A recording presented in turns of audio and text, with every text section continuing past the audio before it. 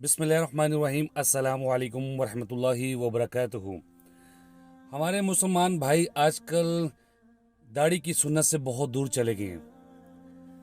मुश्किल क्या है कि हम लोग यूरोपियन कंट्री से इतने इंस्पायर हो गए हैं, अंग्रेज़ों से इतने इंस्पायर हो गए हैं कि हम लोग दाढ़ी रखना नहीं चाहते, क्लीन शेव रहना पसंद करते हैं।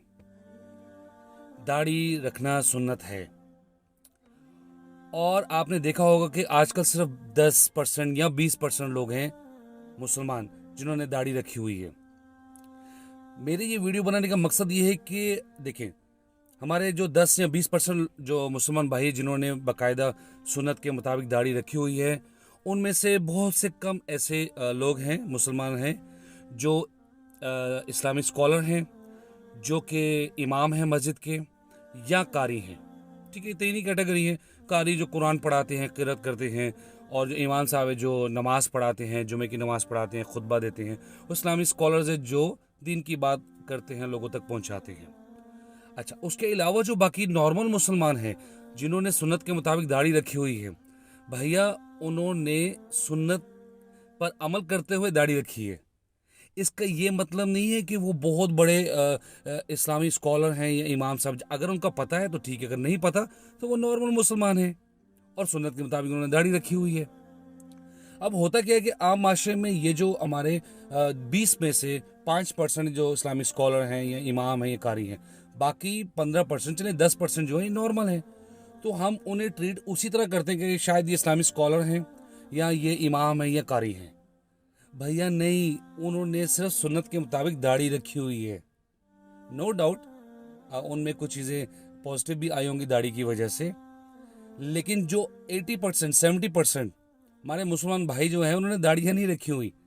किसी ने फ्रेंच कट रखी हुई है, किसी ने छोटी सी दाढ़ी रखी हुई है और किसी ने खाली मूछें रखी हुई हैं।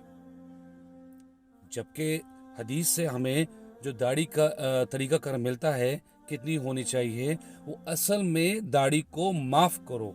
रसूलुल्लाह सल्लल्लाहु अलैहि वसल्लम ने फरमाया, दाढ़ियों को आज़ाद कर दो, माफ़ कर दो, छोड़ दो, और मूछों को कुतरवाओ, छोटा करो, काटो। और हम कैसे मुसलमान हैं कि हमने दाढ़ियाँ तो दूर की बात, जिसको कुतरवाने का कहा है वो हमने बढ़ा ली, मूछें हमने बड़ी कर ली। और अक्सर हमारे मुसलमान भाई उन्होंने दाढ़ी तो छोटी सी रखी हुई लेकिन मूछें बड़ी रखी हुई हैं, हालांकि उनको कुतरवाने का हुक्म दिया गया है। हम दम तो बड़ा बढ़ते हैं, हम रसूलुल्लाह सल्लल्लाहु अलैहि वसल्लम के उम्मती हैं, बड़ा प्यार, बड़ा जायज़ है, बिल्कुल करना चाहिए, क्यों नहीं। हमारे नबी हैं सल्लल्लाहु अलैहि वसल्लम। लेकिन हम सुन्नत पर अमल करना नहीं चाहते, हम उनकी तरह दिखना नहीं चाहते। हारून अलैहिस्सलाम जो कि मूसा अलैहिस्सलाम के भाई थे, उनकी भी दाढ़ी थी। कुरान से हमें उनका जो वाक़या है, जो पहाड़ से जब कोई दूर से मूसा अलैहिस्सलाम वापस आते हैं तो उनकी जो कौम है वो बछड़ी की पूजा कर रही होती है, तो आकर हारून अलैहिस्सलाम के सर की और दाढ़ी के बालों को पकड़ लेते हैं और कहते हैं कि तुमने इनको क्यों नहीं रोका। तो वहाँ से हमें सबूत मिलता है कि उनकी दाढ़ी थी, इतनी दाढ़ी होगी कि उसको हाथों से पकड़ा है तो वो हाथ में आ गई। और रसूलुल्लाह सल्लल्लाहु अलैहि वसल्लम की दाढ़ी थी, हज़रत उमर रज़ियल्लाहु, हमारे जितने साहबा हैं, अली रज़ियल्लाहु की दाढ़ी जो छाती को घेरे हुए थी, घनी थी। तो क्या मतलब, तो हम इन जैसा नहीं बनना चाहते। बस दम भरते हैं, नारे लगाते हैं, सब काम करते हैं। क़यामत वाले दिन क्या मुंह दिखाएंगे, क्या बताएंगे कि हम क्या है, उम्मती हैं। अच्छा देखिए ना, वैसी फिजिकल पहचान मुसलमान की क्या है, सामने आता होगा, आप कैसे पहचानेंगे। तकरीबन 2-3 चीज़ें हैं। इमामा बांधेगा, पगड़ी टाइप की कुछ बांधेगा, नमाज की टोपी जो कि हम लोगों ने बनाई है, टोपी जो है, इसका तो कॉन्सेप्ट वैसे नहीं है इस्लाम में। कपड़ा शपड़ा है, पगड़ी है, इमामा है। अच्छा, उसके अलावा दाढ़ी हो गई, अगर सुन्नत के मुताबिक होगी तो पहचाना जाएगा मुसलमान है। अगर आपने बाकायदा दाढ़ी रखी, जितनी भी कुछ हमारे मुसलमान एक मोट इतनी रखते हैं और फिर काट देते हैं, ठीक है, जायज़ है, आप रखें। मूँछों को कतरवाते हैं, क्योंकि यहूदी क्या करते थे, वो दाढ़ियों को भी छोड़ देते थे, माफ़ करते थे, आज़ाद कर देते थे, और मूँछों को भी बढ़ाते थे। तो रसूल सल्लल्लाहु अलैहि वसल्लम ने कहा तुम उनसे उलट करो, दाढ़ी को बढ़ाओ, माफ़ करो, और मूँछों को कुतरवाओ। उनसे उलट कहा गया है। और हम लोगों ने क्या किया।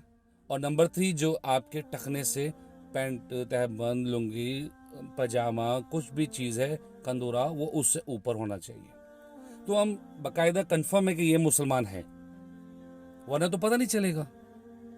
और जो वाज़ेह दाढ़ी का जो अलामत है वो तो वाज़ेह होनी चाहिए। और अक्सर आप पाकिस्तान में तो मोस्टली मुसलमान है, लेकिन आप अगर गल्फ कंट्रीज में हैं या बाहर है तो आपको पता नहीं चलेगा मुसलमान कौन है। खींच के उसने शेव की हुई है या खाली मूछें रखी हुई है, कैसे पता चलेगा? देखिए, जिस चीज से रसूलुल्लाह सल्लल्लाहु अलैहि वसल्लम ने मना किया मूछों से कुतरवाओ, उसको हमने बढ़ा दिया, तो क्या कबूल होगा? नहीं होगा। तो कोशिश करें कि बाकायदा सुन्नत के मुताबिक दाढ़ी रखने की कोशिश करें। मैं नहीं कहता एकदम इतनी बड़ी कर लें, अभी रखें। मेरा वीडियो का मकसद ये था कि हम ज़रा जो आम मुसलमान हैं और जो 5 या 10% इमाम या कारी या स्कॉलर है इस्लामी, उनसे हट के उनको उनके साथ रवैया इख्तियार करें। असल में हम बहुत ज़्यादा उनके साथ हार्श हो जाते हैं। ओ नहीं जी, दाढ़ी रख ली है मौलवी हो गया। ओ भैया, मौलवी कहाँ से हो गया? एक आम बंदा जो है मुसलमान है, वो इस तरह की दाढ़ी नहीं रख सकता। मैं अपनी बात नहीं कर रहा, मैं अक्सर माशरे में देखता हूँ दाएं बाएं के जो एक्सपीरियंस है, हो दाढ़ी वाले ने ये कर लिया, दाढ़ी ने वो कर लिया, दाढ़ी वाले, भाई वो भी काम इंसान है। फर्क आप में उसमें सिर्फ इतना है कि उसने अभी दाढ़ी रख ली है सुन्नत के मुताबिक, है तो वो आम इंसान है। अभी उस तरह तो हो सकता है उसने कुरान का तर्जुमा ना ख़त्म किया हो सकता है सही जो हदीस की किताबें वो उसने ना पढ़ी हो, उस तरह से इल्म हासिल नहीं किया हो, लेकिन उसने इस सुन्नत पर अमल कर लिया।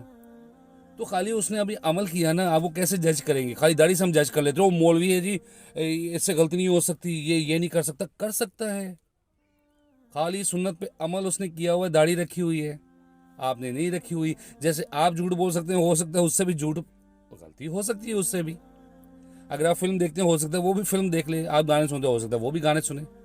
लेकिन होता क्या है कि जब आप सुन्नत के इसके मुताबिक आते हैं, ये मेरा पर्सनल एक्सपीरियंस है, फिर आप काफ़ी हद तक बुराई से बचने की कोशिश करते हैं।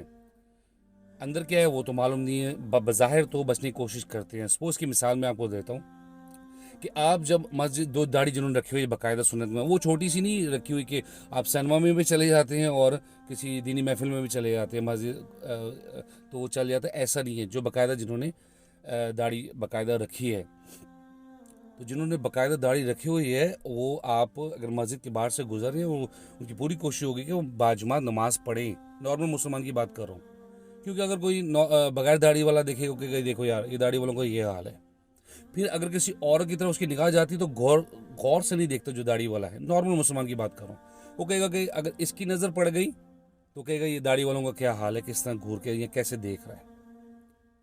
तो दाढ़ी रखने से नो डाउट आप में काफ़ी चेंजेस आती हैं, लेकिन वो उस तरह का मुसलमान हो नहीं सकता। डेफिनेटली वो आलम नहीं है, कोई कारी नहीं है, उसका घर का ऐसा माहौल नहीं है, मस्जिद का इमाम उनका माहौल है घर का। डेफिनेटली वो उसमें तो काफ़ी हद तक इन चीज़ों से बचा जाता है। और अगर आप देखा जाए कारियों के भी ये इसी तरह है, इस्लामिक स्कॉलर्स उनका भी इसी तरह घर का माहौल है। लेकिन आम अगर मुसलमान ने दाढ़ी रख ली तो उसका तो ऐसा माहौल लाजमी तो नहीं है। तो हमने डंडा दिया हुआ है कि जी मौलवी साहब इस तरह ना करें। उनके साथ जो हमारे मुसलमान भाई नॉर्मल है, जिनका आपको पता है कि ना कारी ना इमाम ना इस्लामिक स्कॉलर हैं, तो उनके साथ नॉर्मल रवैया इख्तियार करें।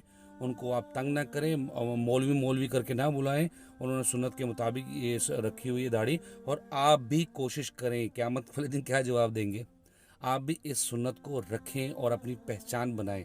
हमारी पहचान क्या है? मैं उम्मीद करता हूँ, वीडियो लंबी होगी, माफ़ी चाहता हूँ, लेकिन मैं उम्मीद करता हूँ मेरी बात समझ गए होंगे।